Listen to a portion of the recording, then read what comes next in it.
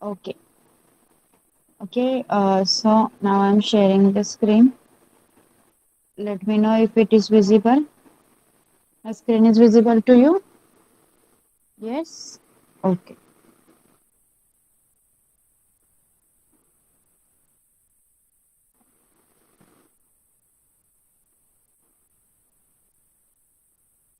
Okay.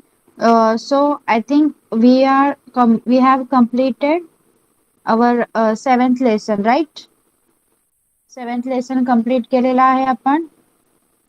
Yes. Fifth standard Tanmay Karnika. Yes. Okay.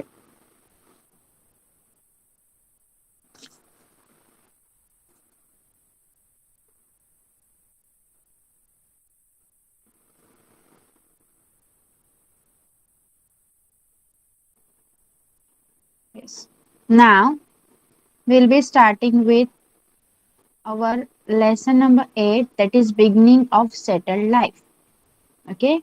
And in this lesson we are going to cover 5 points. That is, first is beginning of domestication of animals and agriculture. म्हणजे प्राणी जे पाळीव प्राणी होते ते पाळायला कशी सुरुवात झाली, त्यानंतर शेतीला कशी सुरुवात केली, then special skills and various occupation, वेगवेगळे व्यवसाय, त्यानंतर एखादं स्पेशल स्किल कशा प्रकारे मानव शिकू लागला ते आपण पाहणार आहोत. त्यानंतर community life based on mutual cooperation, परस्परांवर अवलंबून राहून, परस्परांवर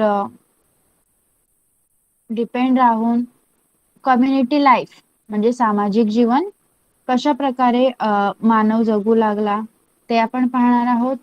and then structure of houses, घरांची रचना कशा प्रकारे होती. And village settlement, kinship and family, त्यानंतर गावं कशी वसली, कुटुंब व्यवस्था कशा प्रकारे होत्या, परस्पर संबंध कसे होते ते आपण पाहणार आहोत. Okay. Yes. So first tell me, how many lessons you are having in your semester exam of school. स्कूलच्या सेमिस्टर एक्झामला किती लेसन होते तुम्हाला? संपली का एक्झाम?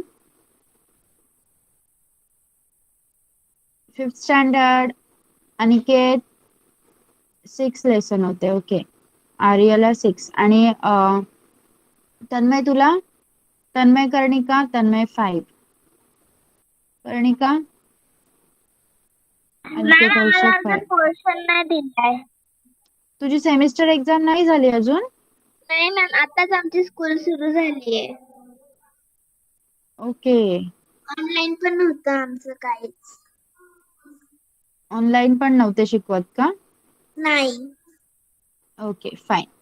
चला मग आपण आपला 8 लेसन सुरू करूया आज. Yes, we are only having 10 lessons, that's why I was asking. फक्त 10 लेसन आहेत आपल्याला हिस्ट्रीचे, म्हणून मी तुम्हाला विचारत होते. ओके. चला आपण काय शिकणार आहोत? Beginning of domestication of animals and agriculture, म्हणजे पशुपालन कशा प्रकारे सुरू झालं, त्यानंतर शेती कशा प्रकारे सुरू केली, special skills and various occupation, काही कौशल्य माणूस कसा शिकला आणि वेगवेगळे व्यवसाय कशा प्रकारे करू लागला, community life based on mutual cooperation, एकमेकांच्या सहकार्यावर सामाजिक जीवन कसं होतं, त्यानंतर स्ट्रक्चर ऑफ हाऊसेस, घरांची रचना कशा प्रकारे होती, विलेज सेटलमेंट, गाव वसाहत, किनशिप अँड फॅमिली, नातेसंबंध आणि कुटुंब यांच्याबद्दल आपण माहिती घेणार आहोत. तर first point is beginning of domestication of animal and agriculture. बघा, म्हणजेच मानवाने प्राणी पाळण्याची, त्याला आपण पशुपालन असं म्हणतो, आणि शेतीची सुरुवात कशी केली. त्यातला पहिला पॉइंट आहे डोमेस्टिकेशन ऑफ अॅनिमल, म्हणजेच पशुपालन. Domesticated animals like the dog, goat, sheep, cattle, buffalo, etc. are useful to man in many ways. बघा, कुत्री, त्यानंतर मेंढ्या, शेळ्या, गाई, बैल, म्हैस हे प्राणी आपल्याला उपयोगी असतात की नाही? येस, वेगवेगळ्या प्रकारे ते प्राणी आपल्याला उपयोगी असतात आणि त्याला म्हणूनच आपण डोमेस्टिकेटेड अॅनिमल, डोमेस्टिक अॅनिमल म्हणजेच पाळीव प्राणी असं म्हणतो की नाही? Yes, yes. They are in many ways they are useful to us. Like dog guard our house. Goat can give milk to us, sheep gives wool to us, cattle and buffaloes do the farm work, they also give milk to us. Yes, so there are three main steps in the domestication of a species of any animal. मग कोणत्याही प्राण्याला जर माणसात आणायचं असेल, त्याला माणसाळावायचं असेल, तर आपल्याला काय करावं लागतं?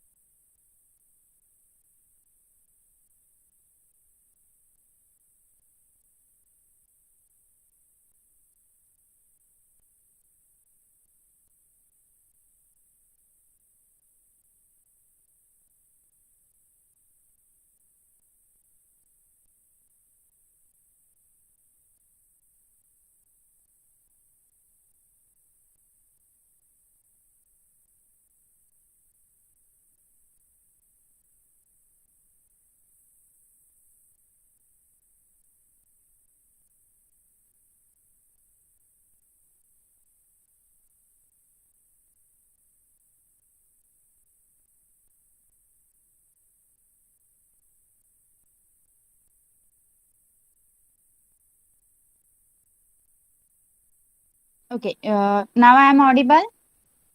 Am I audible now? And screen is also visible. Okay, sorry for the inconvenience. Let's start now again. Okay. तर हे जे प्राणी असतात, पशु असतात, त्यांना माणसात आणण्यासाठी काही स्टेप्स असतात. ओके, काही स्टेप फॉलो कराव्या लागतात. तर त्या काय आहेत बघा. First is capture of the wild animal. रानटी जनावरांना तो माणूस काय करायचा, अश्मयुगीन माणूस पकडायचा पहिले. ओके, त्यांना पकडून आणायचा. Then taming the capture animals, that is training them to live with humans.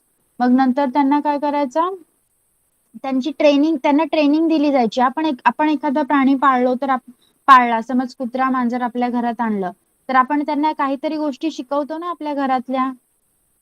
Yes, काही त्यांची जेवणाची वेळ फिक्स असते, त्यांना जे काही बाकीचं कार्य आहे ते बाहेर करण्यासाठी आपण नेतो. येस, या गोष्टी आपण शिकवतो.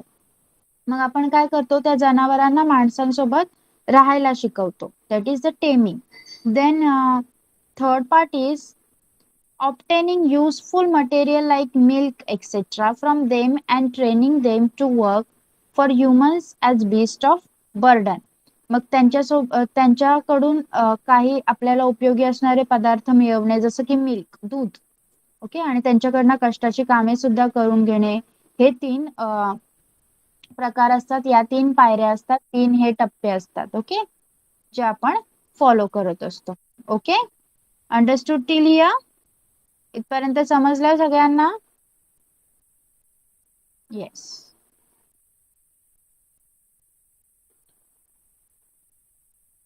नाव when the third step is achieved, the animal is supposed to be completely domesticated. मग जेव्हा तो प्राणी आपल्यासाठी काम करतो, आपल्याला दूध वगैरे काढून देतो, तेव्हा असं समजायचं की जे आपल्याला साध्य करायचं होतं ते साध्य झालं आहे. म्हणजे आपला जो प्राणी आहे तो माणसाळवला आहे. Domesticating animals and keeping them for our own use is called animal husbandry. मग ह्या प्राण्यांना माणसात आणणे, त्यांना आपल्या काही गोष्टी शिकवणे, त्यानंतर त्यांचा आपल्यासाठी उपयोग करून घेणे, या सगळ्याला आपण अनिमल हजबंड्री म्हणजे पशुपालन असं म्हणतो. Okay. In the 6th lesson, we have seen that the dog was domesticated in the Middle Stone Age. The dog is the first animal to have been domesticated. Dogs were used to help with hunting. The goat and sheep were domesticated next.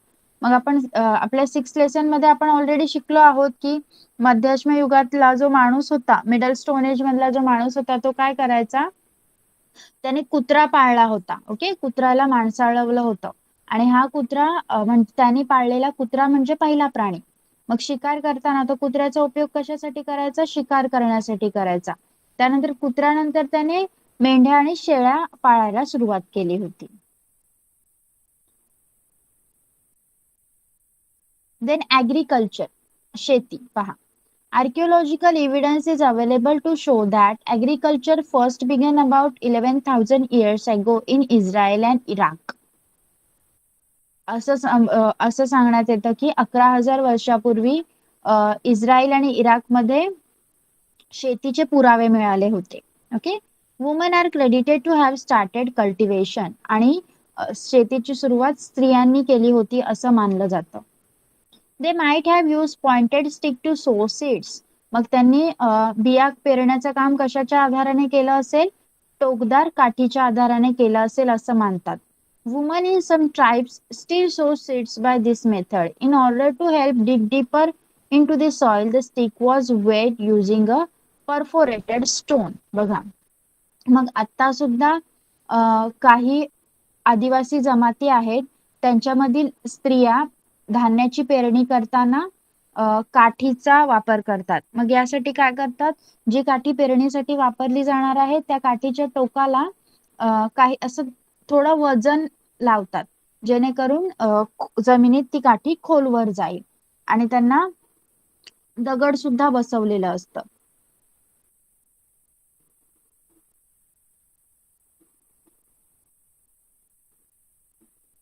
In the previous lesson, we have learned that people had to stay in one place because of the nature of agricultural work.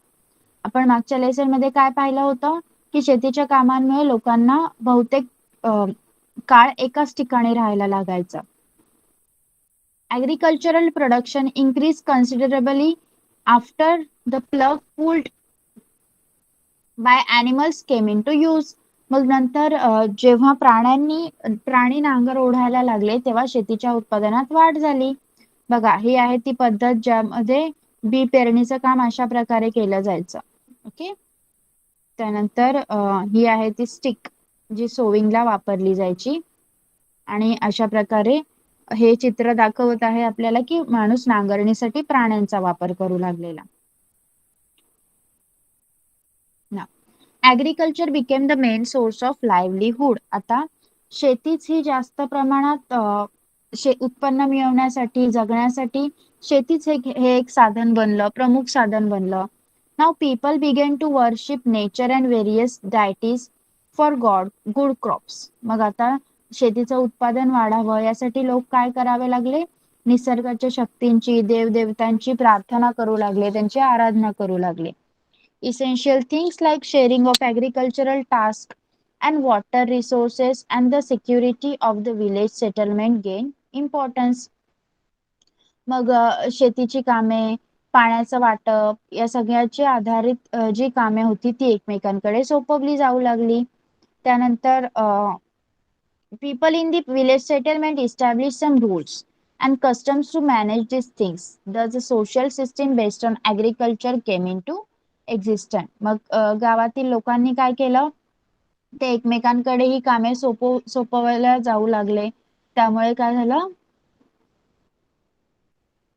गावाचे संरक्षण या सगळ्या गोष्टी एकत्र करून लोक एकत्र येऊन करू लागले आणि यामुळे एक त्यांची एक सिस्टीम तयार झाली. ओके, सोशल सिस्टीम म्हणजे समाज व्यवस्था तयार झाली आणि ती समाज व्यवस्था कशावर आधारित होती, शेतीवर आधारित होती. Okay, a social system was prepared which was based on agriculture.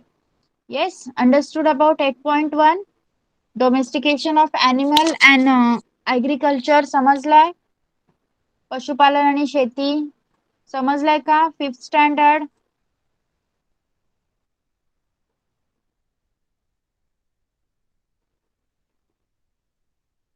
Yes, now the next point 8.2.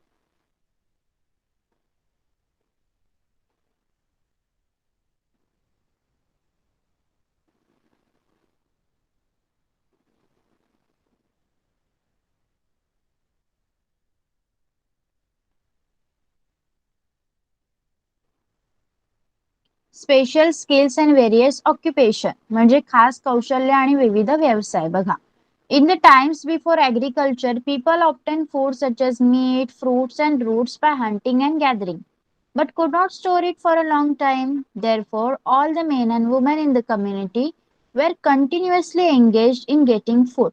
बघा, शेती सुरू होण्यापूर्वीच्या काळात काय होतं, शिकार करायचे आणि फळे आणि कंदमुळं गोळा करून माणूस काय करत होता, अन्न पदार्थ मिळवत होता. पण हे अन्न पदार्थ दीर्घकाळ टिकत नव्हते, ते साठवणे शक्य नव्हतं. त्यामुळे सगळेच मोस्टली त्यांच्या जीवन पद्धतीत काय होतं, समूहात असणारे सगळेच जे स्त्री पुरुष होते ते अन्न मिळवण्याच्या कामातच गुंतलेले असायचे. In the agricultural system, it became possible to store food grains for a long period. पण शेतीमुळे काय झालं, जे उत्पन्न मिळालेलं असेल, जे अन्न मिळालेलं असेल ते दीर्घकाळ टिकवता येणं शक्य झालं. There was more food available than was needed by the community. समूहातील सगळ्यांना जितकं धान्य लागेल ती गरज भागून देखील धान्य उरू लागलं. Some women and men thus began to get spare time for experimentation and for using their natural creativity to develop special skill. मग त्यामुळे काय झालं, त्या समूहात राहणाऱ्या काही स्त्रिया पुरुष काय करू लागले, नवीन गोष्टींचा शोध घेऊ लागले, उपक्रम करू लागले आणि त्यांच्या अंगात जी कौशल्य होती ती कौशल्य विकसित करण्यासाठी त्यांना वेळ मिळू लागला. जसं बघा, भांडी बनवत आहे ती एक स्त्री दिसत आहे तुम्हाला. Members with such special skills were given work based on those skills. मग अशी ज्यांना काही कला आत्मसात असेल ते काय करू लागले, स्पेशल त्या लोकांना तशी कामे सोपवली जाऊ लागली. Thus arose crafts like making earthen pots, beads, etc. त्यामुळे मातीची भांडी बनवणे, मणी बनवणे यांसारखे कारागीर तयार झाले. It is believed that in the New Stone Age, women made earthen pots and other earthen objects by hand. असं मानलं जातं की नवाश्म युगात ज्या स्त्रिया होत्या त्या स्वतःच्या हातांनी मातीची भांडी आणि मातीच्या वस्तू बनवत होत्या. Okay, here we have completed 8.1 and 8.2. Have you understood it very clearly? Let me know in the chat box. 5th standard हे 2 पॉइंट समजलेत का?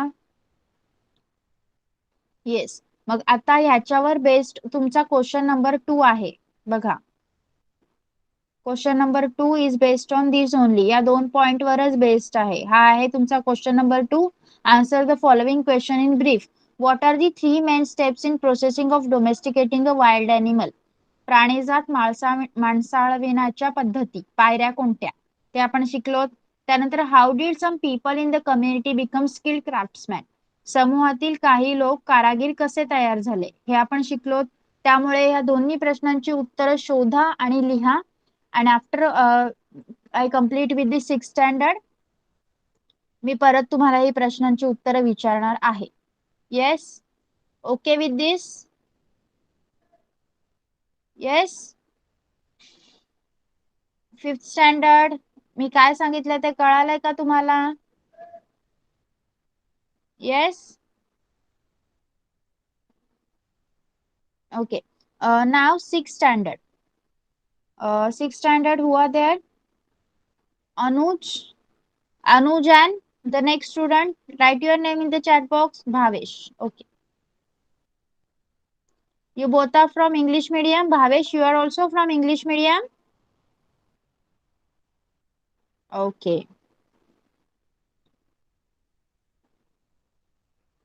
exams have completed.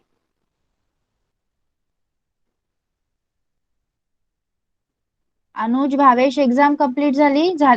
No. Okay, हिस्ट्रीचा paper झाला?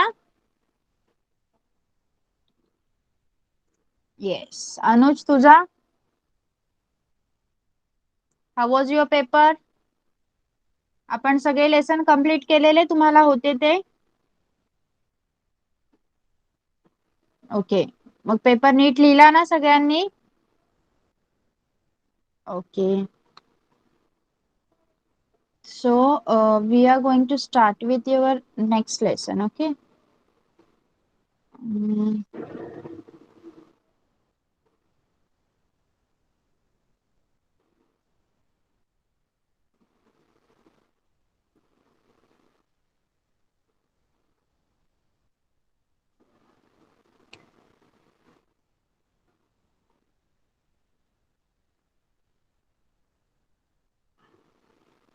okay, you are also having 11 lessons, and we are going to start with your lesson number 7, right? Yes, Anuj. Anuj, Bhavesh, lesson number 7 we are going to start with. Yes, okay.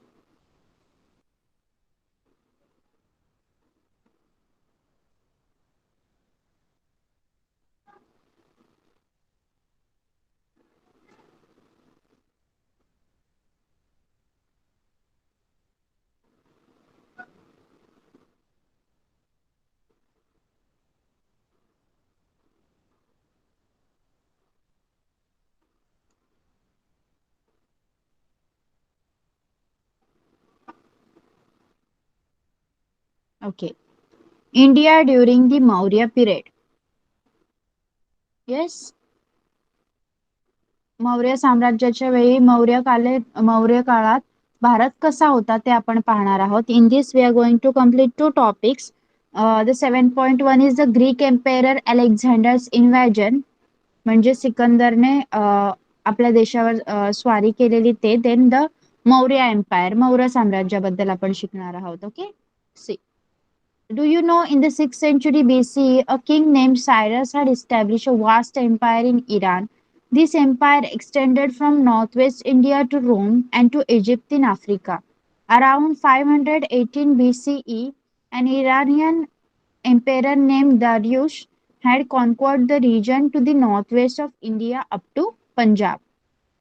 Darius had recruited some soldiers from this area into his army. We learn about this from the writing of Greek historians.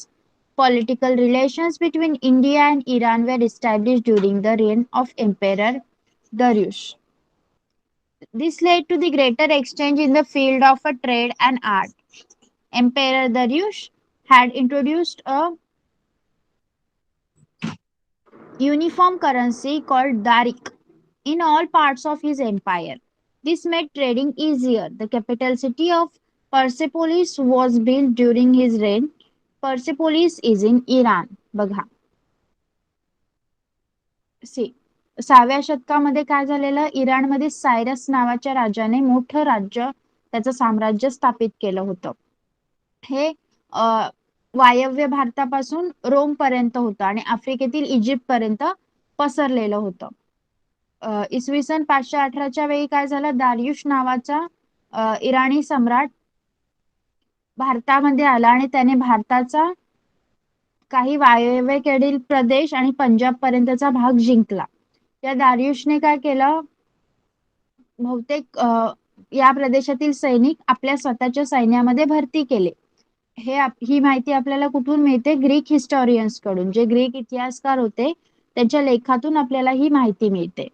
मग हा सम्राट दारियुशच्या काळात भारत आणि इराणमध्ये राजनैतिक संबंध स्थापित झाले. त्यातून व्यापार आणि कला या क्षेत्रांमधली देवाणघेवाण वाढली. या सम्राट दारियुशने त्याच्या साम्राज्यात दारिक नावाचं एक प्रकारचं चलन लागू केलं होतं.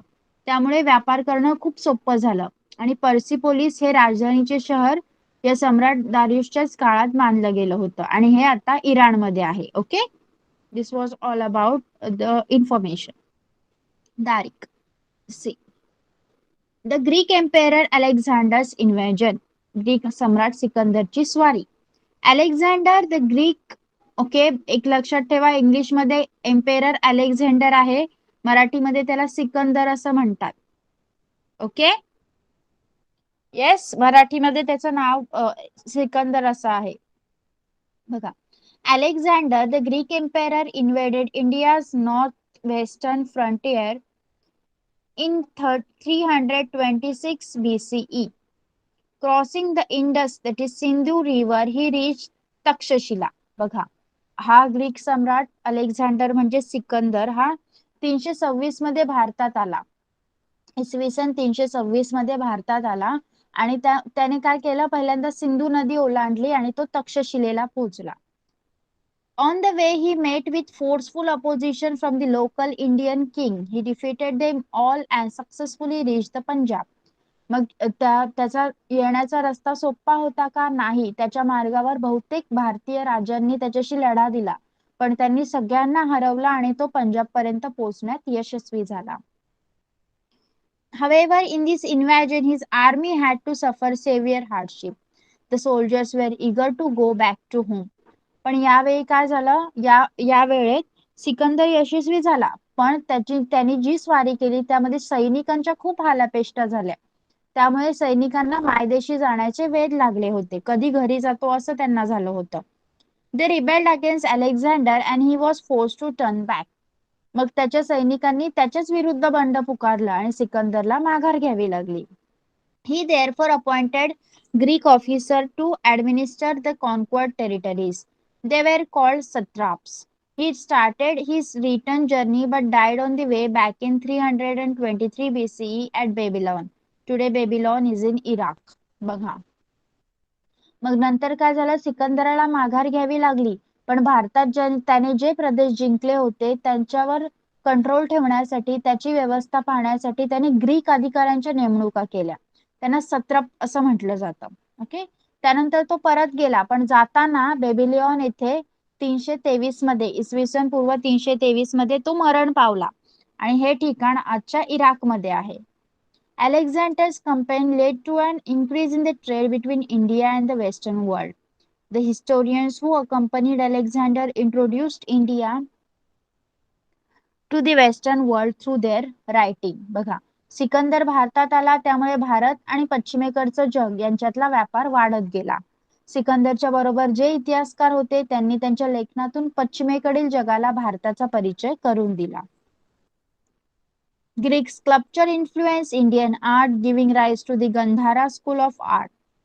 The Greek king minted characteristic coin. On one side, the coin had a picture of king who had minted the coin, and the other side, a picture of Greek god. The name of the king was also written on the coin.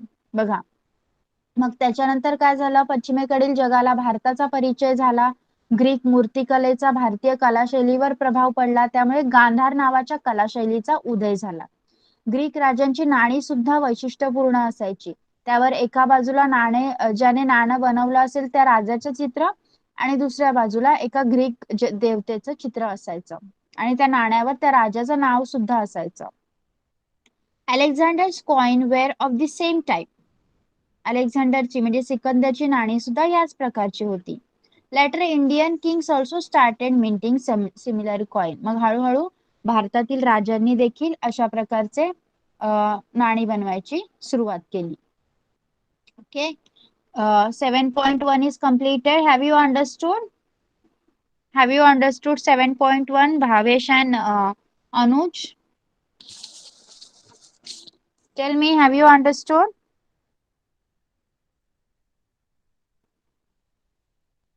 Next 7.2 is the Maurya Empire. Maurya Empire, Chandragupta Maurya. Chandragupta Maurya founded the Maurya Empire.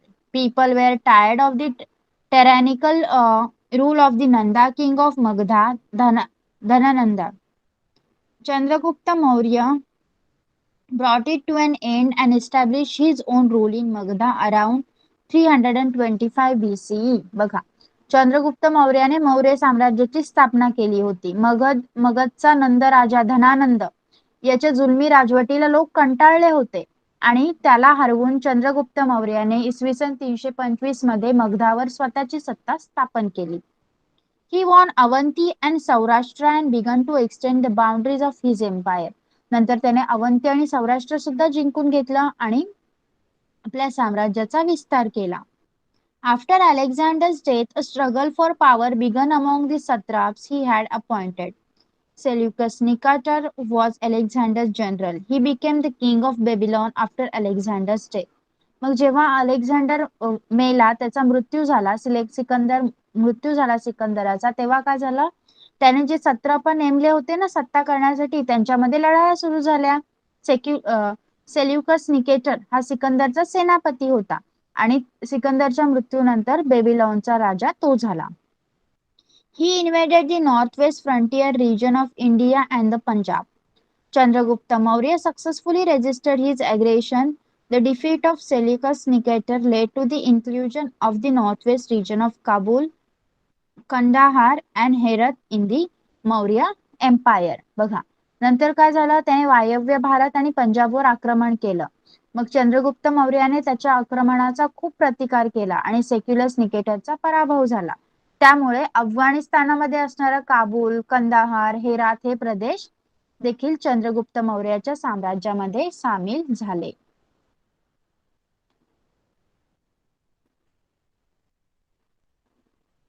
Megasthenes Seleucus, Nicator's ambassador, stayed back at Chandragupta Maurya's court. His book Indica is an important source for the study of India during the Maurya period.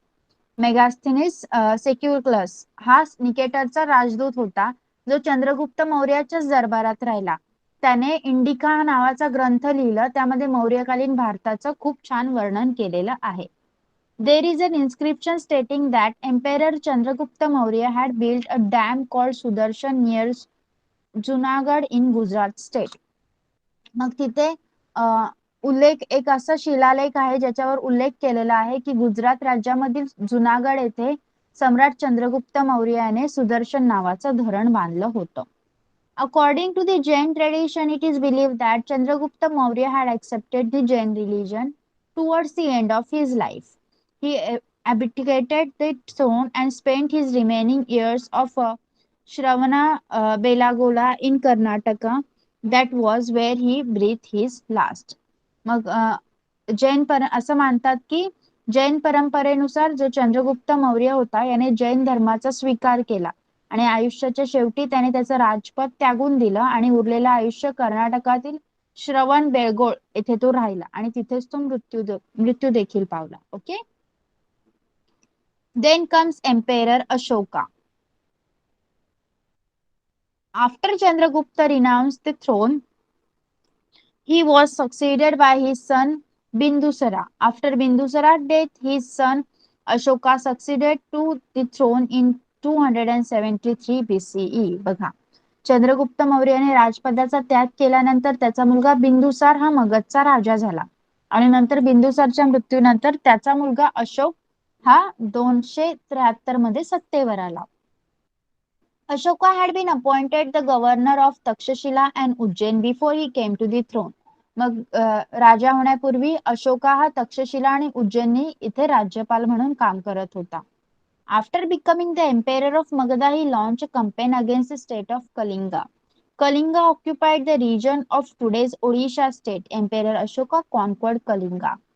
मग जेव्हा राजा झाला त्याला मगधचं सम्राटपद प्राप्त झालं तेव्हा त्याने कलिंगवर स्वारी केली. कलिंग या राज्याचा प्रदेश आजचं जिथे ओडिसा आहे तिथे होतं आणि सम्राट अशोकने कलिंगावर विजय देखील मिळवला. Ashoka's empire extended from Afghanistan in the northwest and Nepal in the north to Karnataka and Andhra Pradesh in the south and from Bengal in the east to Saurashtra in the west. बघा वायव्येकडे अफगाणिस्तान आणि उत्तरेकडे नेपाळ पासून दक्षिणेतील कर्नाटक आणि आंध्र प्रदेश तसेच पूर्वेकडे बंगाल पासून पश्चिमेकडील सौराष्ट्र इथे सगळ्या ठिकाणी सम्राट अशोकाचं साम्राज्य पसरलेलं होतं. Okay, got till here 6th standard? Have you got till here? Yes, half of the lesson we have completed. Okay, now the question answer time.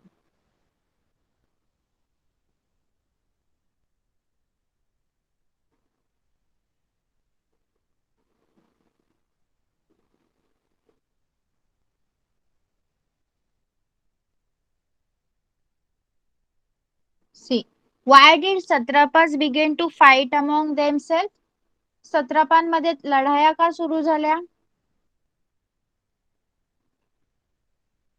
Yes.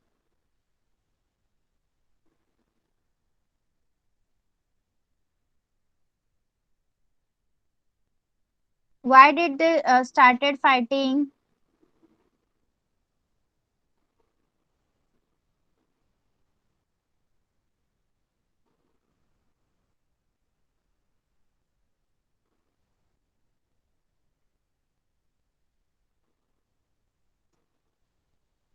See, after the Alexander's death, for the struggle of power, satrapas were started fighting among themselves. Okay, त्यांना सत्ता मिळवायची होती म्हणून त्यांनी एकमेकांच्यात लढाया सुरू झाल्या.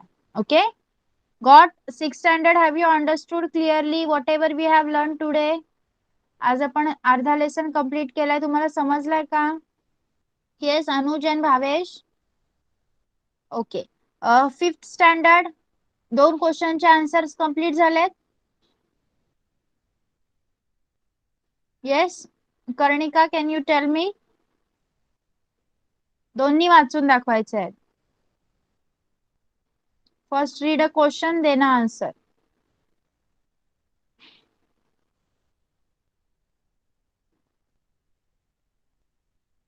Ma'am वाचू? येस. एखादी प्राणी जाती माणसाळ विनाशात प्रक्रियेच्या 3 मुख्य पायऱ्या कोणत्या? मॅम सांगते आता उत्तर. येस. रानटी जनावरांना पकडून ताब्यात घेणे, त्या जनावरांना माणसासोबत राहण्याचे वळण लावणे, त्यांच्यापासून दूध इत्यादी पदार्थ मिळवणे आणि त्यांच्याकडून कष्टांची कामे करून घेणे. Yes, and the second one?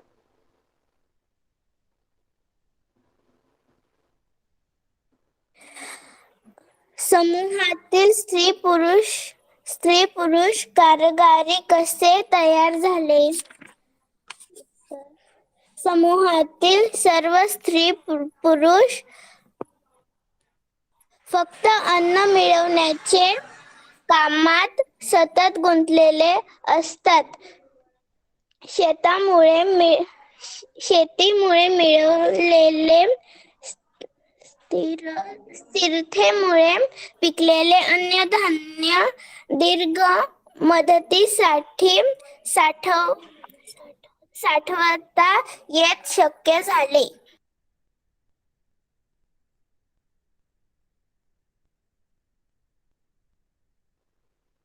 Yes, मग त्यामुळे काय झालं, त्यांना त्यांची कला कौशल्य जोपासण्या विकसित करण्यासाठी वेळ मिळू लागला. ओके, म्हणून कारागीर तयार झाले.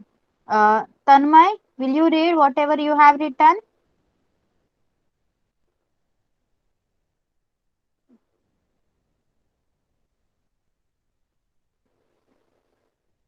Yes Tanmay, please.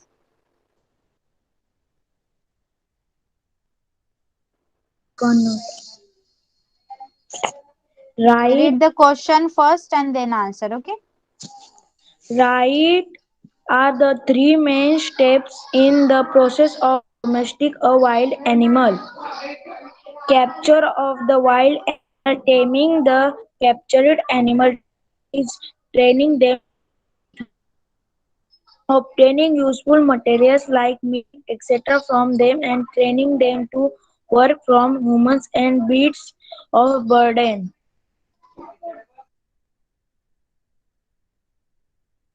And the second one?